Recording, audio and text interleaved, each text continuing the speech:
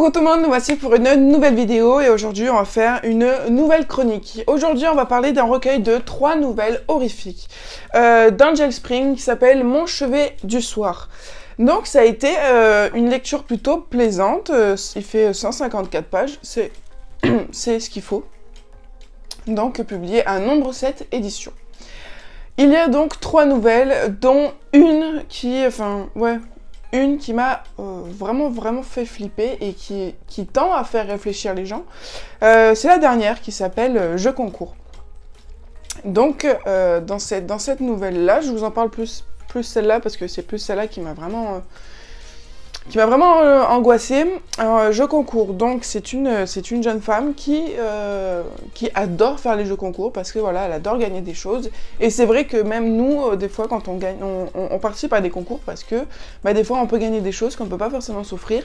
Et donc du coup, cette personne est quand même poussée à l'extrême parce que elle a un espèce de logiciel qui fait que à chaque fois qu'il y a un jeu concours qui apparaît dans ses réseaux, sur son ordinateur ou quoi, ses coordonnées sont automatiquement envoyées dans ses concours pour que l'ordinateur l'inscrive à ses concours. Donc du coup, tous les jours, avant et après le travail, elle va sur son ordi et voilà, elle regarde les jeux concours qu'il y a et elle envoie ses coordonnées à foison. Et ça a plutôt bien marché parce que bon, jusqu'au début de l'histoire, elle raconte qu'elle a gagné plein de choses. Et donc là, elle cherchait quelque chose, elle cherchait un cadeau pour sa meilleure amie. Et, ironie du sort, elle gagne un voyage. Donc, qu'elle va partager avec sa meilleure amie. Sauf que ce voyage va être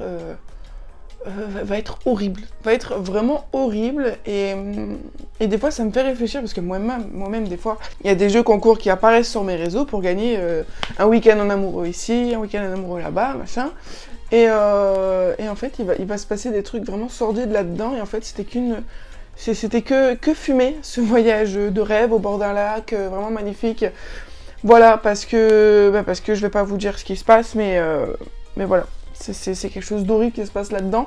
Et du coup, je me dis, peut-être que c'est pas le cas de tous les voyages, mais c'est quelque chose qui peut arriver. Et on va éviter de rejouer à ces jeux-là. Ensuite, la première nouvelle m'a vraiment aussi plu, parce que c'est quelque chose de très actuel, parce qu'on va suivre le personnage de Alex, il me semble, oui c'est Alex, de Alex qui est un youtubeur et qui fait, comme beaucoup de youtubeurs actuels, de l'urbex. Et au fil de ces urbex, du coup, il se filme et il va poster ça sur YouTube, etc. Et lui, il est plus porté dans l'urbex un peu paranormal. Il va plus être tenté de visiter des choses qui sont dit hantées, qui sont dit légendaires pour telle ou pour telle histoire. Et du coup, il va faire de l'urbex dans un lieu très spécial. Et il va être confronté à des choses auxquelles il n'était pas forcément prêt et ça va un peu lui retomber un peu dessus de manière brutale. Mais c'était vraiment chouette parce que c'était un peu comme un journal intime. Parce que c'était pas des chapitres, c'était des jours. Donc ça rendait la lecture encore plus addictive. Parce que voilà, on se disait qu'est-ce qui va se passer demain, qu'est-ce qui va se passer après-demain, etc.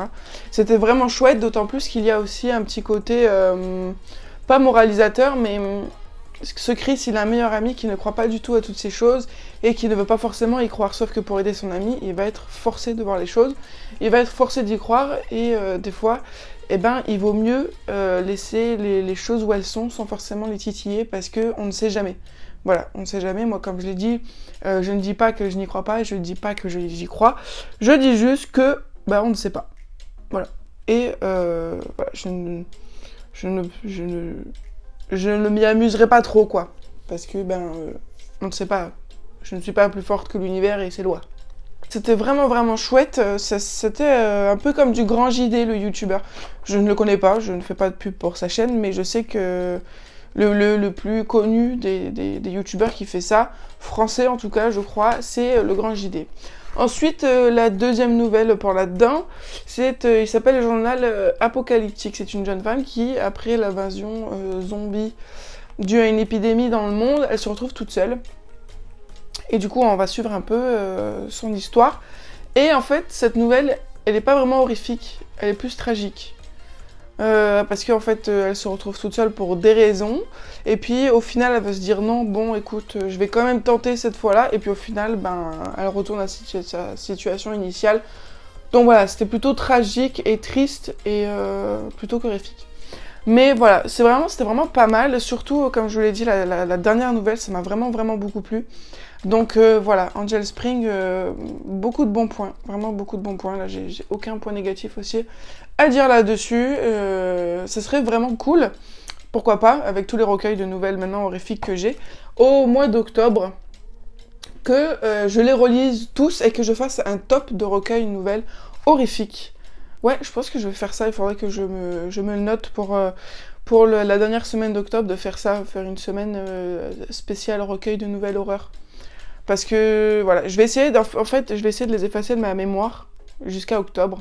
Même, bon, ce sera un petit peu compliqué, parce que, ben, tu peux pas totalement effacer un livre de ta tête, hein, mais voilà, je vais essayer un peu de les oublier jusqu'à octobre pour faire ça. Ça peut être vraiment cool. J'espère que cette vidéo vous a plu. Je vous fais plein de gros bisous et je vous dis à très bientôt sur la chaîne pour une nouvelle vidéo.